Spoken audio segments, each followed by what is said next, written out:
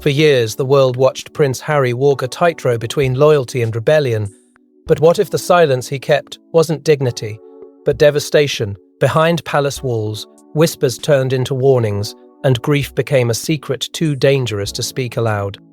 Now Harry breaks that silence, and what he reveals about Meghan's miscarriage isn't just heartbreaking, it's explosive. Before we go deeper into what this really means for the royal family, make sure to subscribe so you don't miss a single update.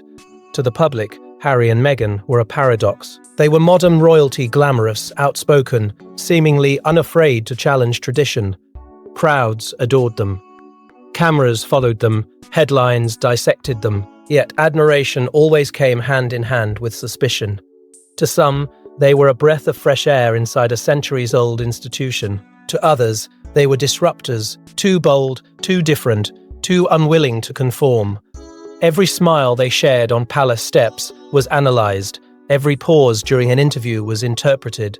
The world believed it knew their story, but the truth was far more fragile than the polished image projected across front pages. Behind the controlled appearances and diplomatic statements, something heavier lingered. There were moments when Meghan's laughter seemed practiced, when Harry's protective glances carried an urgency that went beyond affection. Insiders whispered of strain of sleepless nights and private tears that never reached the tabloids. The royal structure, with its unspoken rules and relentless expectations, can feel like a fortress. Impenetrable, cold, demanding. And for someone entering it from the outside, that fortress can quickly become isolating. Meghan wasn't just adapting to a new family. She was navigating an ancient system that prized endurance over vulnerability. As scrutiny intensified, so did the pressure. The criticism was not occasional, it was constant. Stories multiplied, narratives hardened. And within that storm, emotional cracks began to form. Harry saw it. He felt it. The weight pressing down on his wife was no longer theoretical, it was personal. Each headline carried consequences. Each rumor left scars. He had grown up inside the institution. He understood its codes and its silences. But this time, the cost felt unbearable. The conflict inside him deepened. Protect the crown that shaped him, or protect the woman who trusted him with her heart. Then came the loss, not publicly announced, not immediately explained. A private devastation unfolding under the glare of a global spotlight. The miscarriage was described as sudden, but those close to the tension surrounding them would later question whether it was truly unforeseen. Stress is invisible, yet it leaves traces. Emotional strain doesn't make noise, yet it reshapes everything.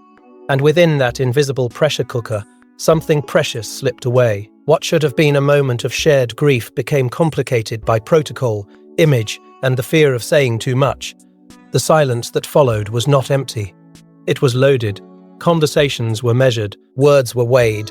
There were implications subtle, but unmistakable, that some stories were better left untold, that vulnerability could invite more scrutiny, that exposing pain might disrupt carefully maintained stability. And so the grief remained behind closed doors, compressed into carefully chosen phrases and controlled appearances.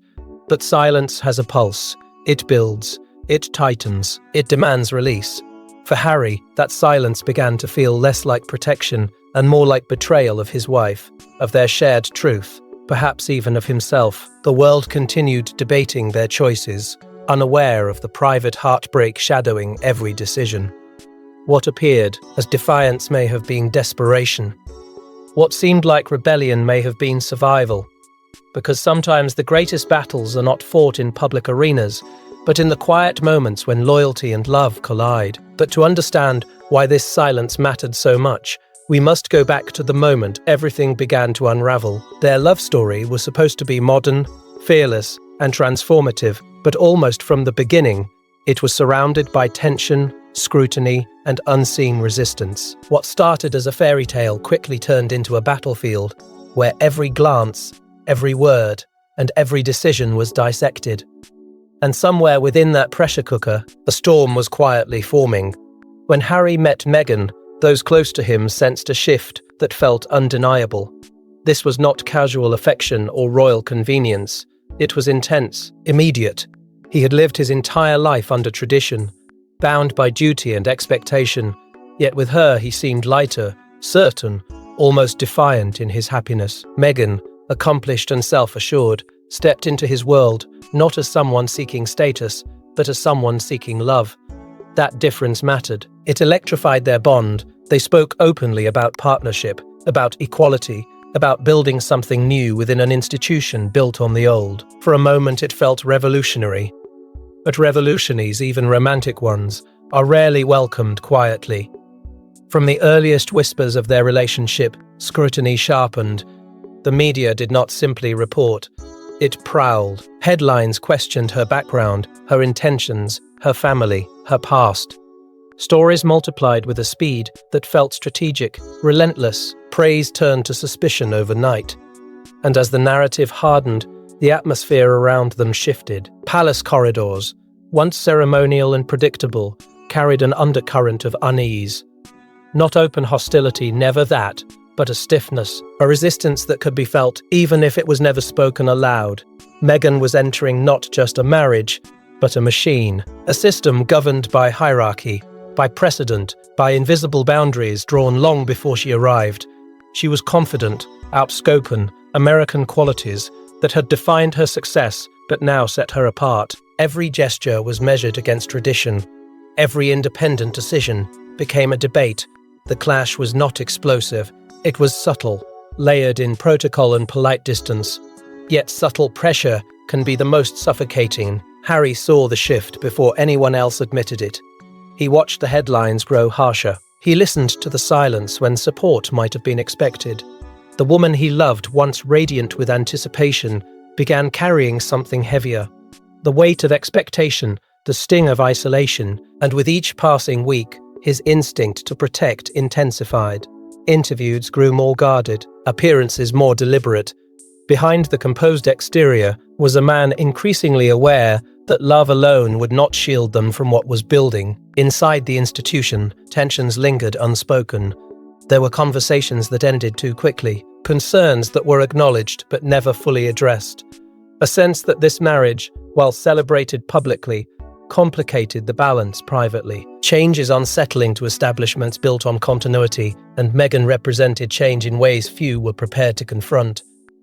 The strain did not erupt in dramatic confrontation. It simmered, quietly, persistently. And beneath the surface of that glamorous union, emotional cracks began to form. Meghan bore the brunt of criticism with resilience. But resilience has limits. The joy of newlywed life collided with relentless analysis. Private happiness became public property. The pressure did not pause. It intensified. And in that intensity, the first signs, deeper vulnerability emerged: fatigue, masked by poise, stress hidden behind rehearsed reassurance. Harry felt it tightening around them. The love that once felt like a shield was becoming a front line. He was no longer just a prince navigating tradition. He was a husband confronting forces that seemed determined to test every promise he had made. What had begun as a fairy tale was evolving into something far more complex, far more fragile. And as the pressure mounted, it didn't just test their love, it began to erode something far more fragile. Behind the grandeur of royal life lies a system. Few truly understand a machine that demands perfection but offers little compassion. As Meghan struggled to adapt, the cracks beneath the crown began to widen. But what no one realized was just how deep those cracks ran, and how dangerously close they were to breaking everything apart. What the public saw was ceremony, tradition, and carefully managed composure. What Meghan experienced was something far more isolating. Royal life is governed by codes that are rarely explained and never debated. There are expectations about posture, speech, timing, alliances, rules that live in silence and are enforced through subtle correction rather than open conversation. For someone raised outside that structure, the learning curve was not steep. It was relentless. Every misstep felt amplified. Every headline felt personal. And beneath the surface of polished appearances, pressure began to accumulate in ways few could detect. There were days when the scrutiny felt suffocating, when criticism moved from professional to deeply personal. Stories questioned her character, her intentions, even her emotional authenticity. The institution remained publicly neutral, but neutrality can feel like abandonment when storms are raging. Support, if offered, was procedural, controlled, carefully worded. What Meghan may have needed was reassurance, protection, advocacy. What she received instead was endurance training. Smile. Remain composed. Do not react. The message was clear. Survive it quietly. But survival comes at a cost. Those closest to the situation began to sense subtle changes. Fatigue replaced enthusiasm. Confidence, once effortless, required effort. The isolation was not dramatic or loud. It was incremental. Phone calls shortened. Trust narrowed. Spaces that should have offered refuge began to feel conditional. Meghan had stepped into one of the most powerful families in the world, yet emotionally she appeared increasingly alone. The contradiction was stark. Global visibility paired with private vulnerability. Harry watched it unfold in real time. He understood the rules better than anyone. He had grown up with them, yet seeing them applied to his wife felt different. It felt sharper. His frustration did not erupt immediately. It simmered. In private conversations, questions surfaced. Why wasn't there stronger defense against misinformation? Why did tradition always seem to outweigh well-being? The answers, when they came, were diplomatic, non-committal, framed around stability and long-term strategy. But for Harry, the issue was no longer strategic. It was emotional. It was urgent. There were warning signs, moments that in hindsight seemed impossible to ignore. Strain in her voice. Withdrawn energy during engagements. An unspoken heaviness lingering behind closed doors. Yet within a system built on stoicism, vulnerability can be mistaken for weakness, and weakness is something the monarchy has historically struggled to acknowledge, so the signs were absorbed into routine, attributed to adjustment, dismissed as temporary. Privately, something was shifting. Conversations grew more tense. Decisions felt weighted with unseen consequences. Meghan's resilience was still that it was being tested at a frequency no one outside the inner circle could comprehend. Harry's protectiveness evolved into quiet alarm. He had promised to shield her from the worst of it. Now he began to question whether the institution he trusted was capable of shielding anyone at all. The cracks beneath the crown were no longer theoretical, they were structural. And though the public remained captivated by titles and tradition, a deeper fracture was forming in silence. Something was going wrong, not loudly, but persistently. The emotional toll was no longer abstract.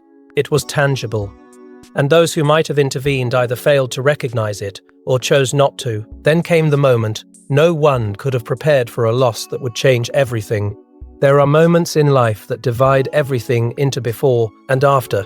For Harry and Meghan, that moment came in silence, in shock, and in unimaginable pain. A loss so profound, it couldn't be explained, only felt. But what truly happened that day, and why did it remain hidden from the world for so long? It did not arrive with warning sirens or dramatic declarations.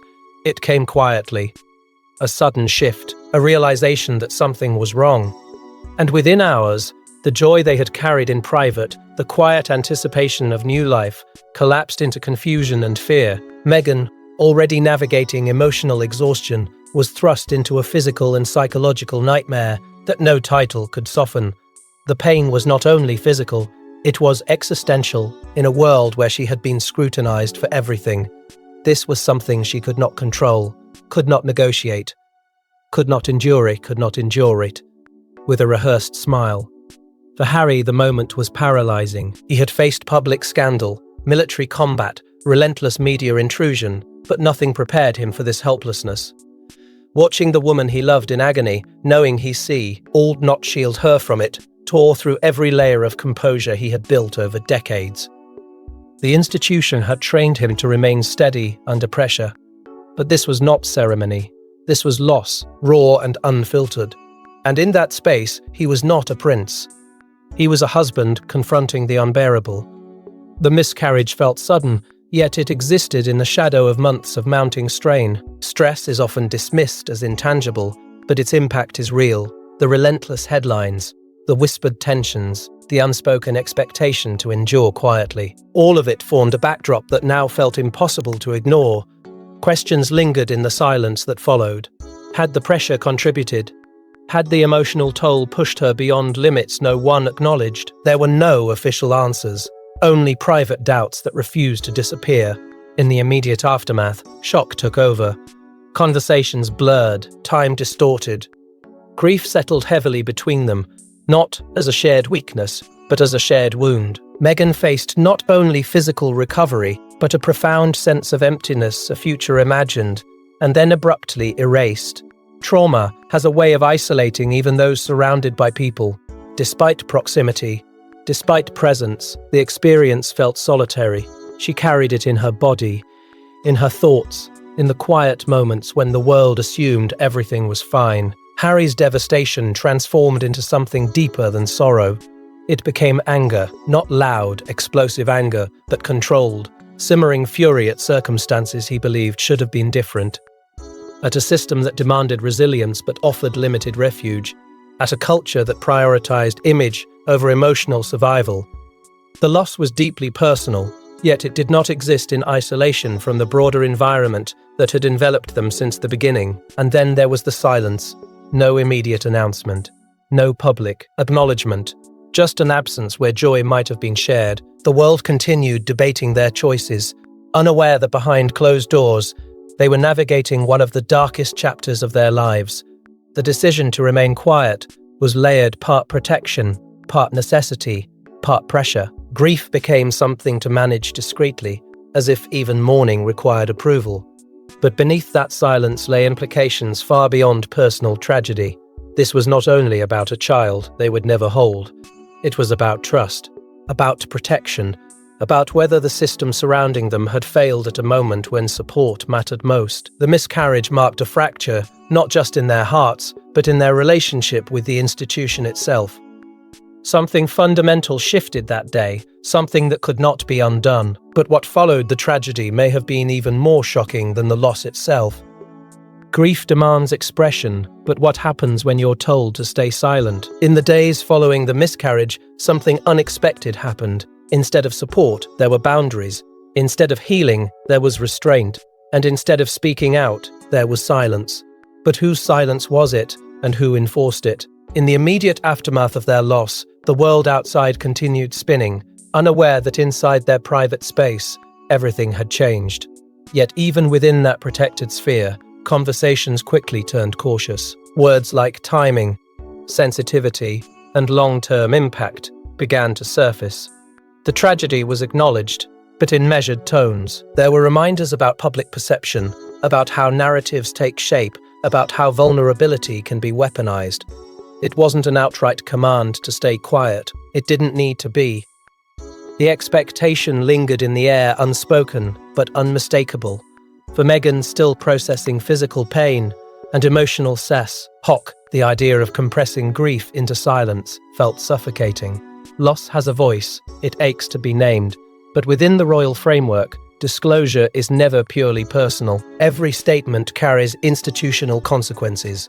Every confession becomes a headline. And so the question emerged, was sharing their heartbreak an act of healing or an act of rebellion? That dilemma did not comfort her. It isolated her further. To mourn quietly is one burden. To feel that quiet may be required is another entirely. Harry sensed the tightening walls around them. He had lived his entire life within this system. He recognized the language of containment. Protect the crown. Maintain stability. Avoid unnecessary turbulence. Yet this was not a political misstep or a public relations issue. This was their child. His internal conflict sharpened with each passing day. Loyalty to the institution had defined him for decades, but loyalty to his wife now felt urgent, visceral, non-negotiable. The two allegiances, once aligned, began to pull in opposite directions. Behind closed doors, the tension was subtle but profound. Advisors framed caution as prudence, silence as dignity. They spoke of precedent, of how previous generations handled private sorrow. The message was cloaked in tradition, but Harry heard something else beneath it, a prioritization of image over individual healing. He did not accuse, he did not erupt.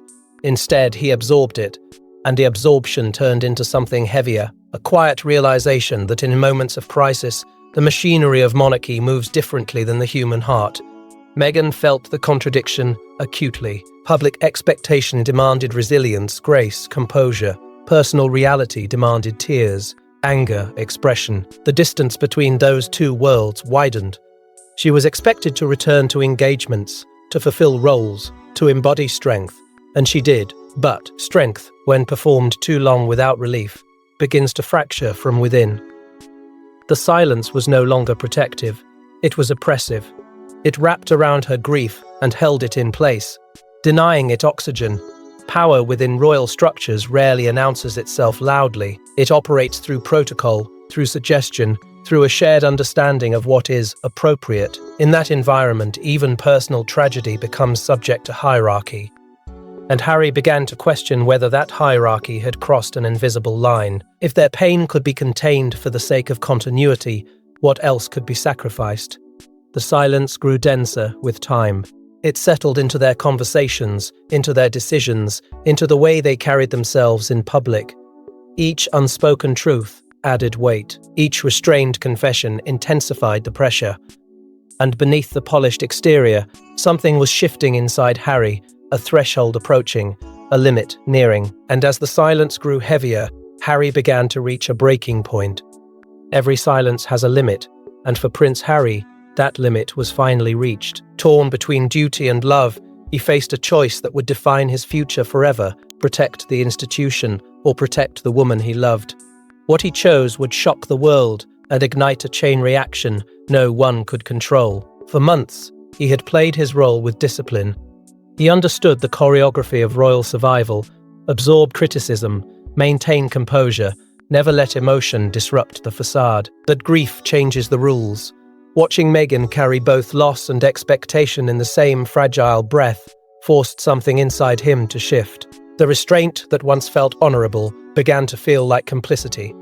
Each carefully worded response, each strategic silence, pressed against his conscience. He had been raised to defend the crown. Now he questioned whether defending it meant sacrificing his own family's truth. Behind closed doors, conversations grew sharper.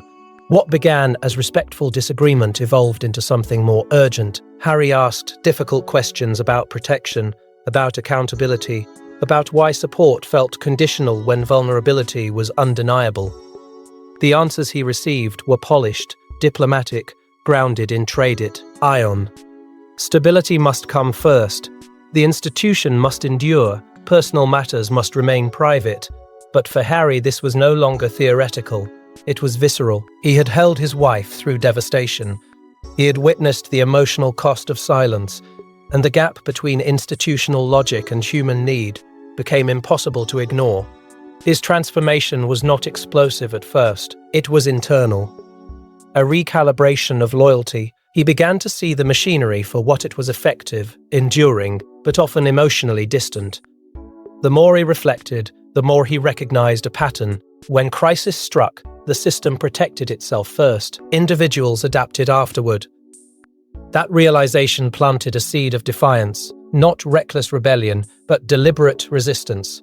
If the structure could not prioritize their well-being, then he would. Meghan's quiet strength intensified his resolve. Despite her own pain, she continued fulfilling expectations, carrying herself with grace while privately navigating trauma. That contrast, public poise and private heartbreak, fueled Harry's protectiveness. He had lost his mother to pressures he once felt powerless to challenge. Now history seemed to whisper warnings. He would not allow silence to become another form of harm. The past and the present collided within him, sharpening his determination. There were pivotal exchanges, conversations that may never be publicly detailed, but undeniably altered the course of events. Lines were drawn, subtly but firmly. Boundaries were discussed, futures reconsidered. For the first time, Harry's loyalty to the institution felt conditional rather than absolute. His allegiance shifted towards something more intimate, more immediate. His marriage, his mental health, his unborn child's memory. The weight of that choice was immense. It meant stepping beyond precedent. It meant risking backlash. It meant redefining his identity not as a subordinate within a hierarchy, but as a husband and father first. As his internal conflict reached its peak, clarity emerged. Silence was no longer protective, it was corrosive. And if speaking carried consequences, then so be it. He had spent years navigating public scrutiny, but this time, the narrative would not be shaped without his voice. The decision to break that silence was not impulsive, it was calculated, emotional, and deeply personal. A declaration that their pain would not be hidden for the comfort of others. This was more than a personal turning point. It was a tremor beneath the monarchy itself. Because when a prince chooses transparency over tradition, the foundations feel it. The unspoken rules begin to crack, and the world begins to watch more closely than ever before. And when Harry finally spoke, the world wasn't ready for what he had to say. When the silence finally broke, it didn't whisper, it roared. Prince Harry's words cut through years of speculation, revealing a truth that was as painful as it was powerful. But what he shared wasn't just a story of loss, it was a confrontation with everything the world thought it knew. When he chose to speak, the tone was not rehearsed diplomacy. It was raw, deliberate, unapologetically human. He described the miscarriage not as a distant event, but as a moment etched into his memory with painful clarity. The suddenness, the fear, the helplessness of holding Meghan's hand while feeling the future slip away. His voice, steady yet heavy, carried the weight of months of contained grief. This was not a prince delivering a statement crafted by committee. This was a husband recounting heartbreak.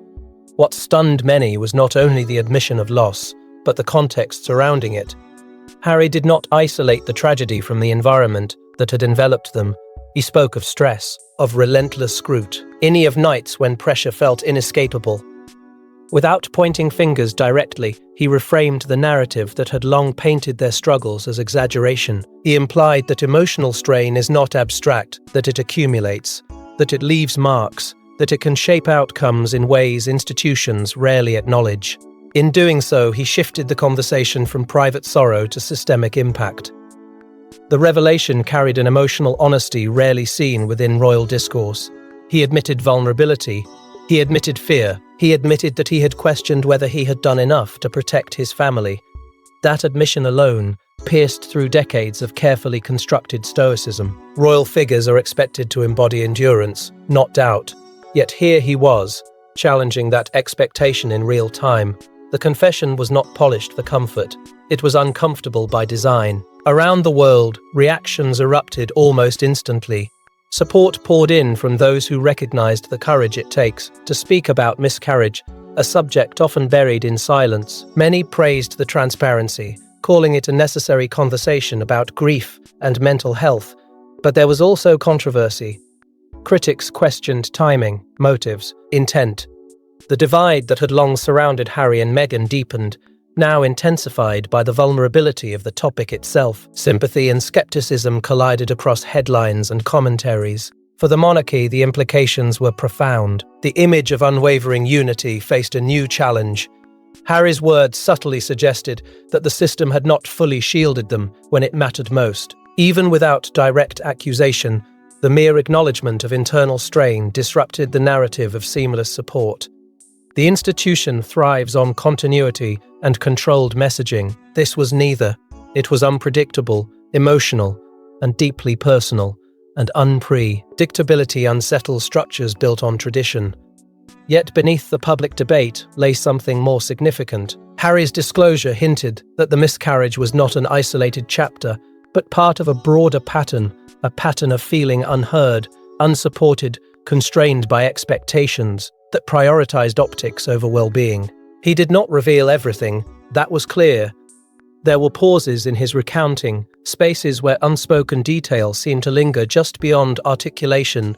The story he told felt complete in emotion, but incomplete in scope, as if this revelation was only the beginning of a larger reckoning. By breaking his silence, Harry did more than share grief. He redefined his role. He positioned himself not as a passive participant within the monarchy, but as an active narrator of his own experience. That shift carried consequences.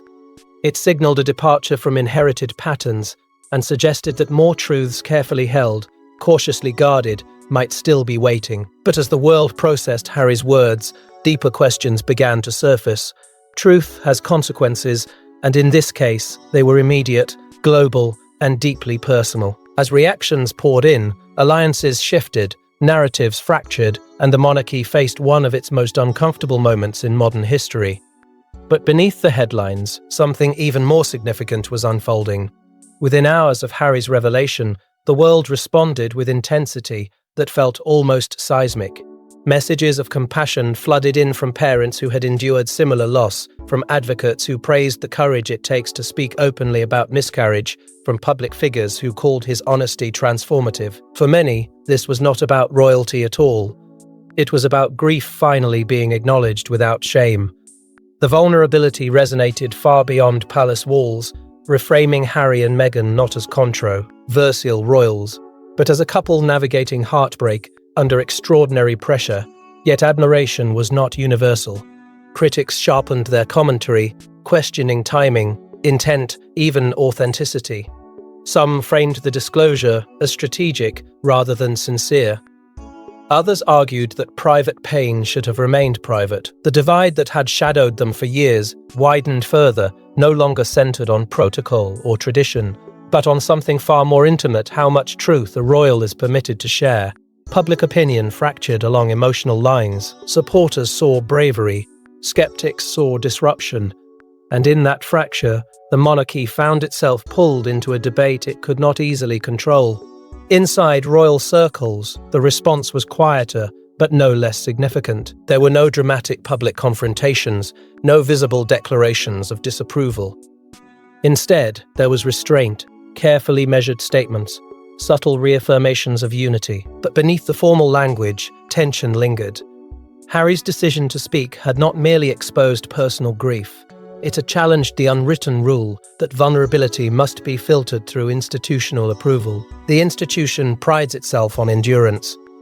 Emotional transparency, especially when it suggests systemic strain, unsettles that foundation. The revelation also reshaped Harry and Meghan's identity in the public sphere. They were no longer simply the couple who stepped back, who disrupted tradition, who courted controversy. They became symbols of something larger, a rejection of silent suffering. The miscarriage, once hidden, became a defining moment in their narrative. It reframed their departure from traditional roles, not as impulsive rebellion, but as part of a broader struggle for autonomy and emotional safety. Success and suffering collided in their story with undeniable force. Titles remained, but the meaning behind them shifted. For the monarchy, the discomfort extended beyond public relations. It was existential. If a prince could speak openly about institutional shortcomings, however subtly implied, what did that mean for the future? The crown depends on carefully maintained mystique. Transparency, especially when emotionally charged, chips away at that mystique. Harry's honesty introduced unpredictability into a system built on predictability. And unpredictability breeds uncertainty. Meanwhile, the couple themselves stood at a crossroads they had not fully anticipated. Support strengthened their resolve. Criticism hardened their stance. The moment that began as personal confession evolved into a defining chapter in their separation from royal orthodoxy. There was no return to silence after this. No easy path back to unquestioned compliance. Something irreversible had occurred. Because this was never just about one revelation. It was about power, narrative, and who controls the story of pain. And as the world continued to debate, sympathize, and speculate, it became clear that the consequences would stretch far beyond a single interview or statement. The emotional tremor had already reshaped the landscape. And yet, even after everything was revealed, one question remained unanswered. Was the miscarriage the greatest loss? Or was it something else entirely? Trust, belonging, identity. As the dust settles, the story reveals something far deeper than tragedy. It exposes the cost of silence, the weight of expectation, and the fragile line between duty and humanity. And perhaps the real story was never just about what happened, but why. In the quiet aftermath of revelation and reaction, what lingers is not only grief, but transformation. The miscarriage was a wound, sharp, personal, irreversible. But the emotional impact stretched far beyond that single devastating moment. For Meghan, the experience carved into her sense of safety. Loss layered upon isolation created a fracture that no public statement could fully mend. Grief reshapes the mind as much as the heart. It alters how trust is given, how vulnerability is offered, how belonging is understood. In a world where she had already felt like an outsider, the tragedy intensified a question that had been forming for months. Where, truly, was home? For Harry, the psychological shift was equally profound. He had grown up believing in the stability of the institution, in its ability to protect its own. Yet the miscarriage, and the silence that followed, forced him to confront a painful contradiction. The system he once trusted felt distant when he needed it most. That realization does not fade easily. It rewrites loyalty. It reframes identity. He was no longer simply a prince shaped by duty. He was a husband shaped by loss. The hierarchy that once defined him began to feel secondary to the family he had created. The loss extended into trust itself. Not only trust between individuals, but trust in structures. When vulnerability meets protocol, something must yield. In their case, it was not their voice. By choosing to speak, they altered the trajectory of their relationship with the monarchy permanently. The distance that followed was not solely geographic. It was philosophical, emotional, irreversible. Titles can be retained or relinquished, but once faith in protection erodes, it rarely returns unchanged. Yet from that fracture emerged resilience. Pain did not silence them forever. Instead, it redefined their purpose. They began to frame their experience as part of a larger conversation about mental health, about the hidden costs of expectation, about the quiet suffering endured behind polished exteriors. In doing so, they transformed private devastation into public dialogue. That transformation was not accidental. It was intentional. It suggested growth forged through hardship rather than comfort inherited through tradition. At its core, this story is not solely about royalty. It is about power and vulnerability coexisting in uneasy balance. It is about what happens when individuals inside rigid systems demand space for humanity. The miscarriage exposed more than emotional fragility, it exposed structural rigidity. It revealed how institutions built on continuity can struggle to accommodate personal truth. And it challenged the idea that silence is always strength. Even now, questions remain suspended in the air. What conversations will never be shared? What pressures were never fully disclosed? What compromises were made quietly, behind doors that will never open? The public has heard a confession, but perhaps not the entirety of the story. And maybe that is the final paradox. Transparency can illuminate, yet it can also hint at deeper shadows. Because in the end, the truth wasn't just revealed, it was felt, and its echoes may never truly fade. Thanks for watching. Please don't forget to like and subscribe, and we will see you in next one.